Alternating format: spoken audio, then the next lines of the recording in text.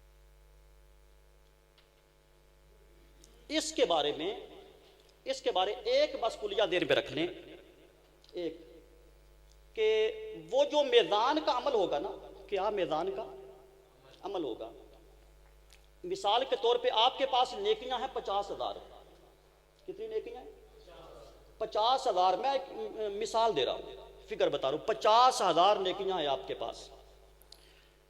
اب آپ کی اولاد ساری زندگی آپ کو دعائیں دیتی رہے نا، ایصال ثواب کرتی رہے، اس 50,000 نیکیوں میں کوئی اضافہ نہیں ہوگا، یہ بات طے ہے۔ یہ اس آیت کا مفہوم ہے، اس 50,000 نیکیوں میں کوئی اضافہ، کہ جو انسان خود کما کے آیا ہے وہی اس کا مقدر ہوگا۔ ایصال ثواب کا جتنی احادیث میں ذکر آیا ہے، اس سے گناہوں کی معافی آئی ہے، نیکیوں میں اضافہ نہیں آیا۔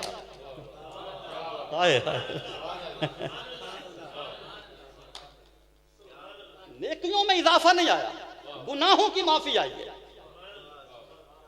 اور جو میں نے آپ کو حدیث سنائی کہ وہ ایک شخص مرے گا، سر پہ پہاڑوں جتنے گناہ ہوں گے، اور قیامت کو سارے گناہ اس کے معاف کر جائیں گے۔ اس حدیث میں یہ لفظ تو کہیں بھی نہیں آیا کہ اس کی لاکھ نیکیاں بھی ساتھ لکھی جائیں گی، اس کی لاکھ نیکیاں بھی ساتھ لکھی جائیں گی، یہ لفظ تو نہیں آیا۔ دعائے بخشش ہمیشہ گناہوں کو مٹاتی ہے، دعائے بخشش ہمیشہ گناہوں کو مٹاتی ہے، تمہاری مغفرت کرتی ہے۔ اس کی سب سے ایک دلیل اور دے دوں، اب مجھے یاد آ گئی ہے، قیامت کے دن حضور شفاعت کریں گے، تو شفاعت سے آپ کے نامہ اعمال میں 50 حج لکھ دیا جائے گا؟ نہیں، اس شفاعت کا فائدہ کیا گا؟ محبوب کہے گا محبوب جیسے بھی ہیں تیرے صدقے معاف کیا۔ تو معافی نیکیوں کی نہیں ہوتی، اللہ کے بندوں گناہوں پہ ہوتی ہے،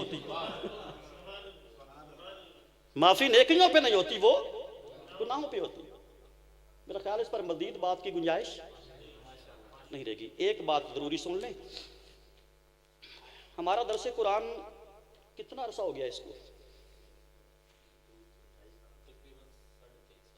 چلو 3 سال کا۔ اچھا، کبھی آپ نے سوچا ہے کہ لوگ دنیا کا کاروبار شروع کریں نا، چھوٹی جی کریانے کی دکان بنا لیں، تو پھر بھی اس کا ایک ہم نے بچپن میں نا پنجابی کا ایک کلیہ سنا تھا کہ پہلے سال چٹی، دوسرے سال کھٹی، تو تیسرے سال کھٹی۔ یہ ہمیں تیسرے سال بھی کھٹی نظر کیوں نہیں آ رہی؟ ایک سوالیہ نشان تو ہے نا، بولیے۔ میں یقین کریں کہ کوشش کرتا ہوں کہ جس مضمون پر نہ بات ہوئی ہو میں وہ اس مضمون پہ بھی کرتا ہوں۔ میں کہتا ہوں کہ کوئی حقوق اللہ اور حقوق العباد میں سے کوئی مضمون ایسا نہ رہ جائے جو زندگی میں لوگوں کو نہ سنا دوں کہ اللہ کے قیامت کے دن مجھے نہ کان پکڑوا لے کہ تجھے علم دیا تھا، بتا کیا بتا کے۔ میں نے تو اپنا دامن پہ، ہر بندہ لالچی ہے نا، مجھے تو اپنا لالچ ہے، اور میں اتنا سفر کر کے آتا ہوں، کس کے لیے آتا ہوں بتائیں؟ آپ کے لیے آتا ہوں نا، یہ بھی مجازی نسبت ہے، حقیقت میں تو اللہ کی رضا کے لیے آتا ہوں، لیکن مجازن کس کے لیے آتا ہوں؟ آپ کے لیے آتا ہوں۔ تو اگر دیواروں کو سنانا ہو تو میرے گھر کی دیواریں شاید آپ کی مسجد کی دیواروں سے زیادہ ہوں، وہاں بیٹھ کے سنا لوں۔ اس کو ہم نے کامیاب کر کے چھوڑنے، ہمت نہیں ہارنی۔ اچھا، بعد لوگ پریشان ہوتے ہیں، مجھے پتا ہے کہ زید بھائی شاید آج پریشان بھی تھے، جب مسجد میں بندہ کوئی نہیں تھا اور میں تو یہاں پہلے آ کے بیٹھا ہوا تھا۔ ہر جلسے کے اندر عوام علماء کا انتظار کرتی ہے، یہ واحد چھوٹا یا مولوی میں جڑا عوام دا انتظار کرنا، پر میری شان میں کوئی فرق نہیں ہے، میں پھر بھی خوش ہوں۔ مجھے انتظار کروا کے بھی آپ آ جائیں تو مجھے 3 بار قبول، 3 بار قبول، کوئی قدغن نہیں ہے، کوئی پرواہ نہیں ہے۔ ہم نے کبھی اس نہج پہ سوچا ہی نہیں، لیکن آئیں ضرور، ہمت نہ ہاریں۔ میں نے پہلے دن کہا تھا 10 بندے بھی ہوں تو میرا خطاب اسی طرح ہوگا، لیکن اصول یہ ہے کہ ہم نے اوروں کو بھی تو سنانا ہے نا۔ بولی آقا نے فرمایا جو شے خود اپنے لیے پسند کرتے ہو وہ دوسرے مسلمان بھائی کے لیے بھی پسند۔ تو زاہد بھائی نے ایک قدم اچھا اٹھایا ہے، میں اس کے ساتھ ریلیٹڈ ایک مشورہ تھا جو ان کو دینا چاہتا تھا، لیکن یہ مشورہ بھی اس سے شاید بہتر ہے کہ انہوں نے ایک ماہانہ درس قرآن کا فارم بنا دیا ہے کہ جو بندہ یہ فارم فل کرے گا نا، ایک تو اس پہ لازم ہوگا کہ وہ خود آئے، اور دوسرا اس پہ لازم ہوگا کہ 10 بندوں کو دعوت دے۔ اب 10 بندے زیادہ تو نہیں ہیں، بلکہ مجازی نسبت مجھے بڑی جدید ہے، اگر 11ویں کی نسبت سے 11 کر لیں تو اور اچھا ہوگا، اور اچھا ہوگا۔ ایک تو یہ سارے دوست یہ فارم اس کے باقاعدہ ممبر بن جائیں، اس کا آپ دیکھیں گے کہ کتنا آپ کو اس کا رزلٹ اور فائدہ ملے گا، اور بھرپور